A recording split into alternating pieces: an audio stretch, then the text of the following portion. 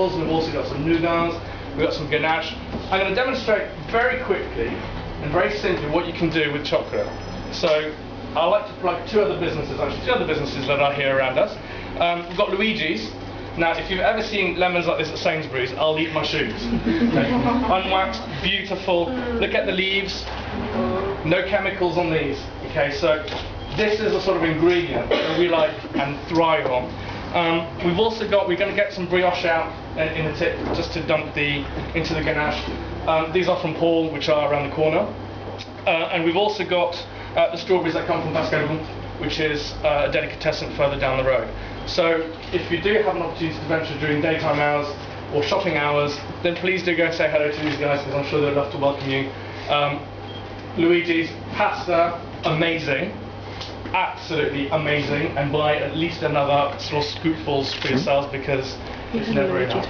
Right, so hopefully I'm going to get a bowl of chocolate out to me. Right, I can hear the heels. So what we're going to do is, thank you very much. Thank you. So what I've got in here is 300 grams of dark chocolate, which is 71%, and we've also got 100 grams of milk chocolate, and that's the Bento milk chocolate coming from Vietnam, and that's at 40%. The reason why I haven't put more milk chocolate in is because I think that there's enough sweetness in here. We're not craving for sugars, we're craving some fantastic endorphins that chocolate will give us. So hopefully you'll enjoy it. Now I've pre-melted it already so that we can just fast track a little bit. I've got some great double cream from Sainsbury's, I'm afraid. It isn't our Cornish cream, which is scoopable. This is pourable. But literally we'll need about this much, which is about, I would say, 200 odd grams. But remember, this is something which is really simple to do, so just easy. Just enjoy it. If the doses vary a little bit, doesn't matter. Right, let's give it a bit of heat. And at the same time, I'm going to zest the bigger lemon.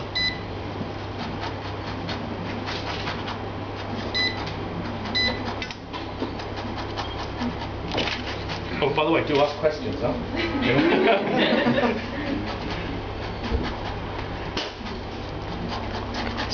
Now, I'm not using any juice because I think that the flavour from the lemon is absolutely sumptuous. I don't want any acidity. All I want is just perfect sunshine. Now, I don't want any of the pith either, because if you have the pith, it's a bit bitter. It's like some bad marmalades that have got pith in, where you need to strain the pith out in order to get the really good marmalade. So I don't want any more than this for now. It smells good. This is real stuff. This is real stuff. So what I want to do is to bring it to the boil. Now in the old days, you used to boil cream twice, if not 3 times, because it literally just came out of the cow. Here, it's been pasteurised, it's been through all the processes that unfortunately the EU regulations force us to do. But the boiling process is important because it gives us the heat to release the essential oils that we'll have in the lemon. That is critical. So I don't need too much. I don't need to force any of the recipes or the ingredients. I just need the essential oils just to gently infuse, which will then amalgamate and make the ganache. The ganache, by the way, is just it's a fusion of chocolate with a fluid. So it could be water, it could be tea, it could be a fruit pulp, or it could be cream. Most commonly cream, and this basically is a truffle mix. So I'm just going to bring it to boil, and as soon as it's boiled I'll stop, and then I'll make the ganache.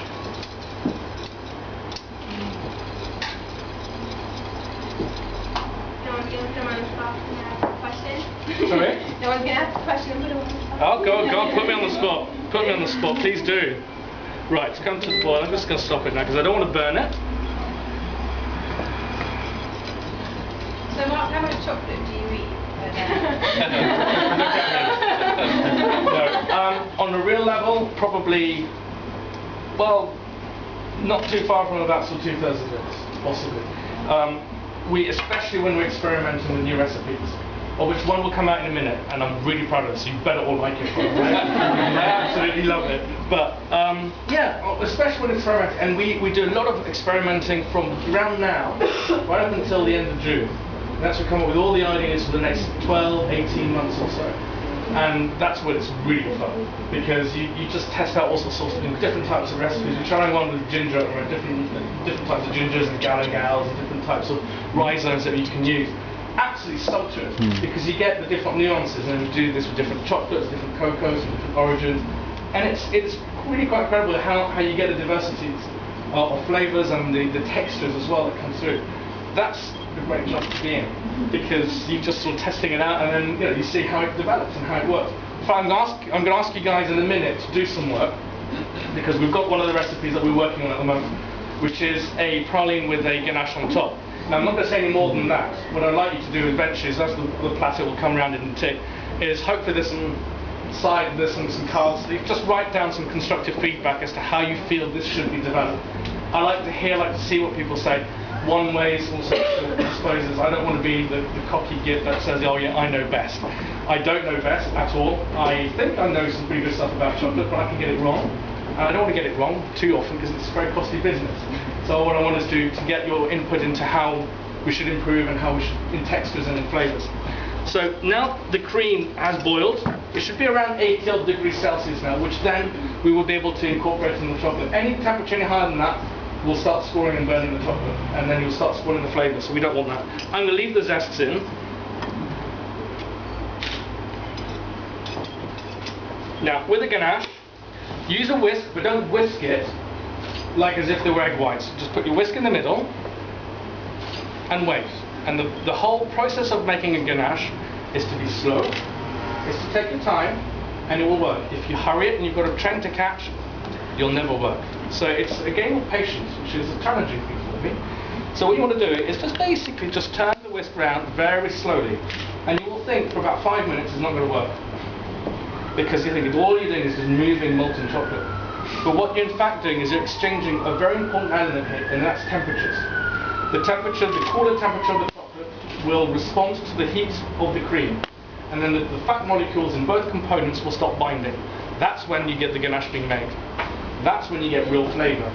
I'm not a pro pure water ganache, pure tea ganache, because I feel that you're losing a lot of the elements of where really we accentuate. Imagine bacon without any of the fat. Imagine a sausage that there's just nothing inside. Imagine a salami with nothing in it. Imagine toast without butter. You know, that is pretty much what it's like. So what we try to do is to make sure that we're keeping the flavours to work by themselves. Now here I've used double cream, so I'm not adding any more butter to it. But you can add some butter, of course, if you want to add some texture. Now, as you can see, the cream is starting to colour a little bit. Now it's all looking sort of quite weak. Still thinking it might not work.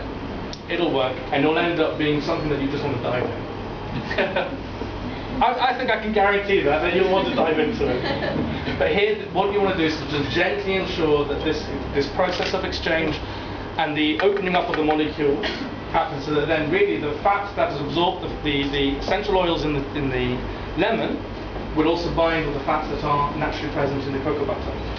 So now I accelerate just gently a little bit more. I can feel it in the whisk that the chocolate is not as thick as it was, that the fluidity is now starting to appear, and you just feel that in the whisk. You'll start seeing that there's an incorporation, and every so often you'll see that there's a bit of a marbling effect, where you see the beautiful shiny chocolate that is absolute to die for. You're slowly hypnotised. It's gorgeous. You will enjoy it. As you will see, so now I can speed up a little bit, because now I've got most of the incorporation done, and I will get a beautifully smooth, silky, satiny finish of my ganache. And what you have here is a lovely, smooth, satiny ganache. And then with this, what we do is then we pour it over some marble, and then we'll let it cool overnight. But you can easily just, what we will do is dunk some brioche in it if you want. There's some strawberries to dunk in. We've got some spoons if you just want a spoon. Please don't double dip. Please don't double dip. Get another spoon. There are plenty of little spoons everywhere. But enjoy, and you'll find that, or just by itself. But this is something that you can pour on pancakes. You can put this on just normal cakes. You can use this as a glaze to finish a chocolate cake, for example. But just enjoy. There you go, guys. Enjoy and dip in before it all goes.